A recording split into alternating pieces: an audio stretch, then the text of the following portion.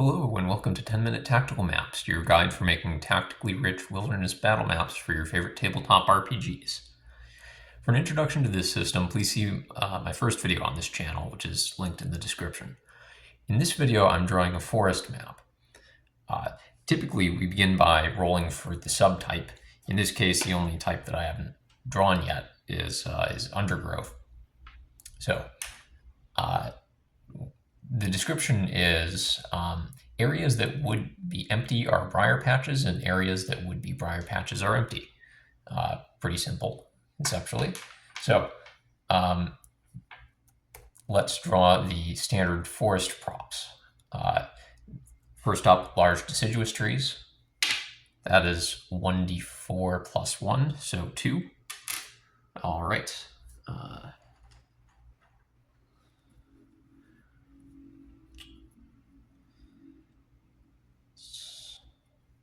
Let's give ourselves a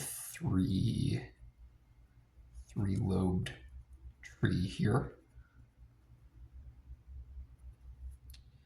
And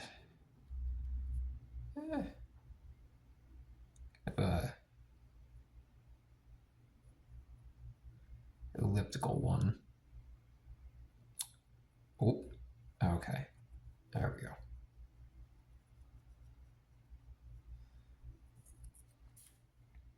I can cover that and mark up later. All right. Branches.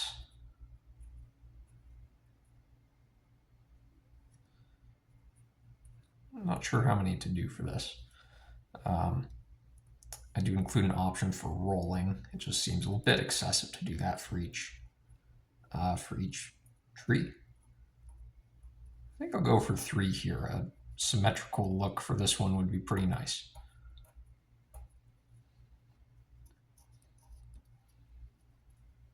And for this, how about just one?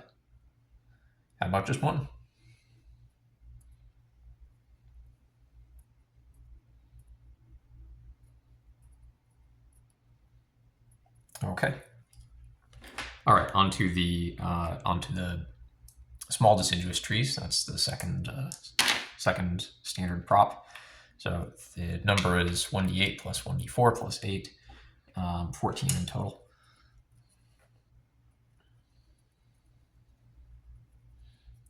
One, two, 3, 4, 5, and let's do a double one here. 6, 7,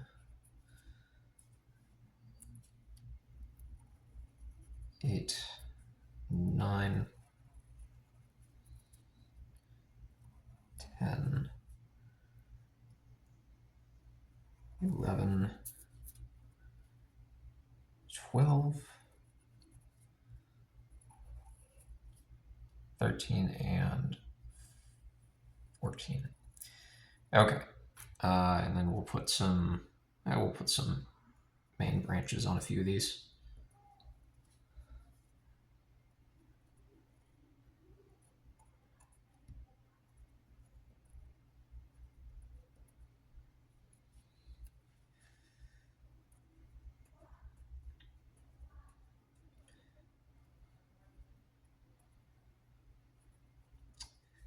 Now I notice I'm drawing them kind of conspicuously in the same direction and toward each other, which is not ideal, but let's see, I'll mess up the pattern a bit here.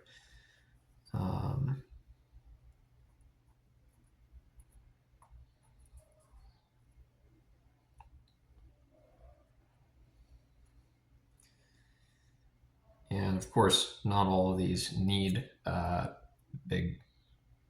not all these need main branches, so we'll just do a few more and then move on.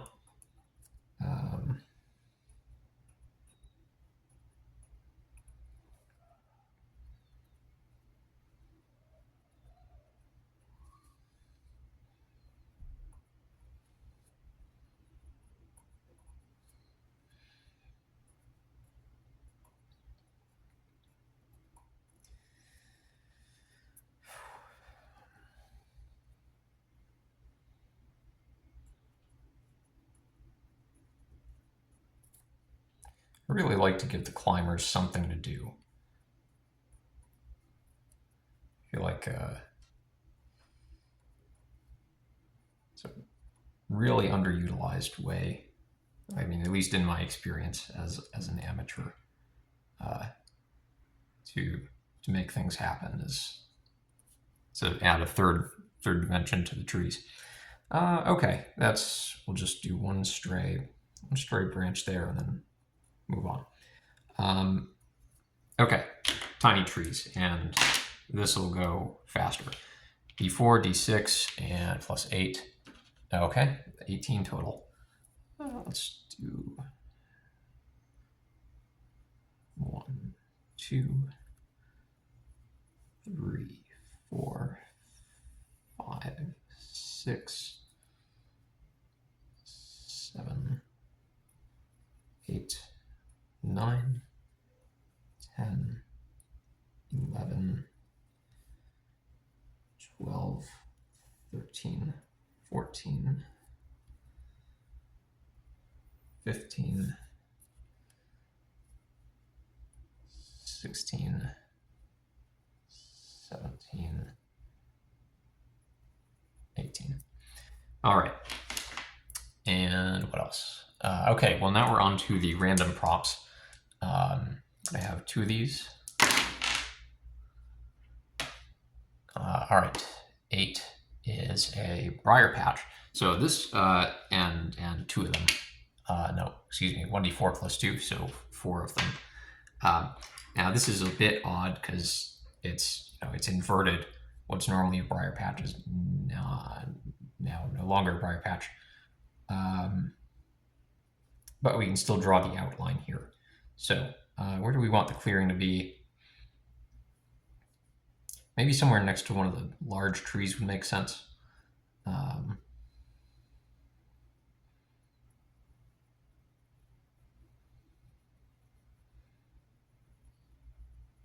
And I'll put 3 of them right near each other.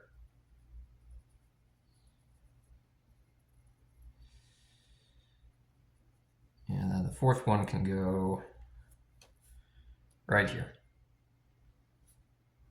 Nah, down here.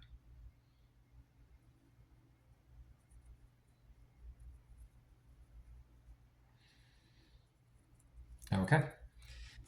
And number 2 for the random props. That's a 10. Okay, more empty briar patches. This is...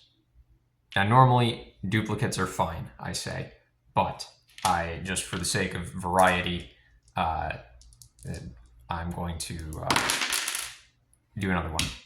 All right, 14 is a mud patch, or 1d4 mud patches. So 3.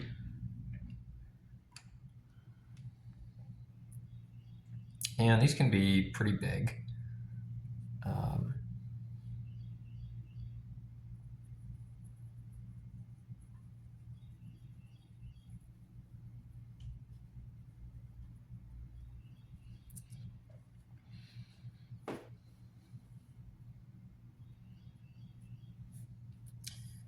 Yeah, I'm not sure that there's a right answer here. So let's see, and yeah, for good measure, let's put this kind of partway below the tree branch. That's a bit different. All right. Well, that is a mechanically complete battle map. Maybe it'd be best to add some kind of thorns and stuff around here that look like they're coming from the outside to indicate that it's the outside that's thorny, not the inside.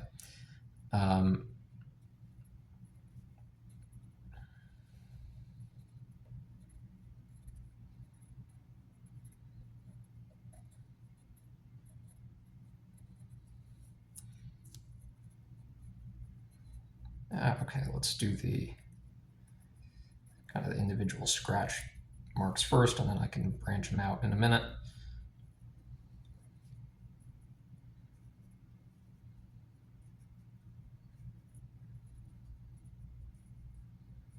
Okay, so.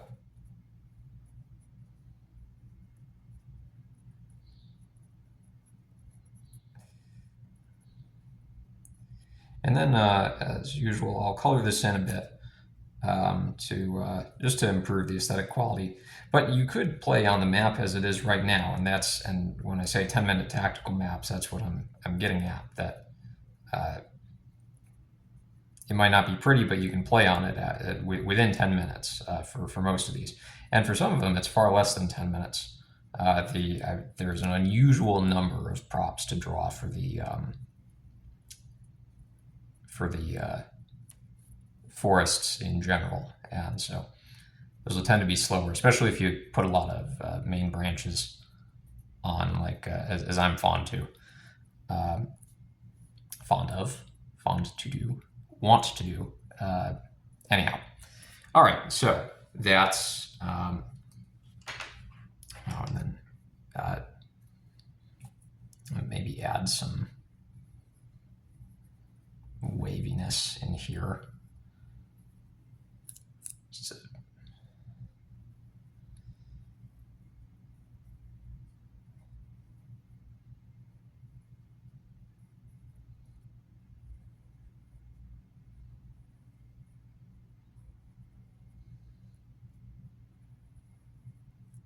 okay, I'm gonna call that.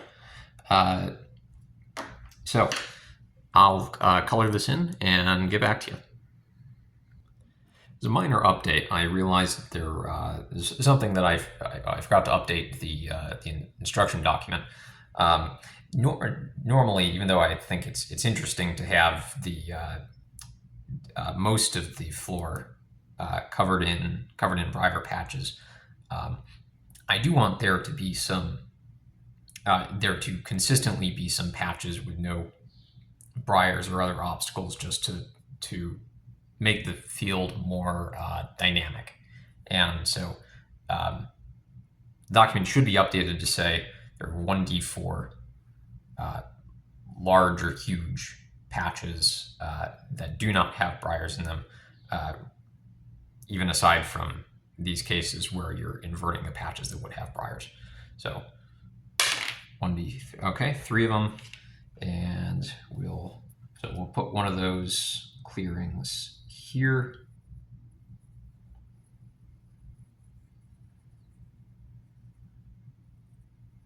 And how about combining the other two here?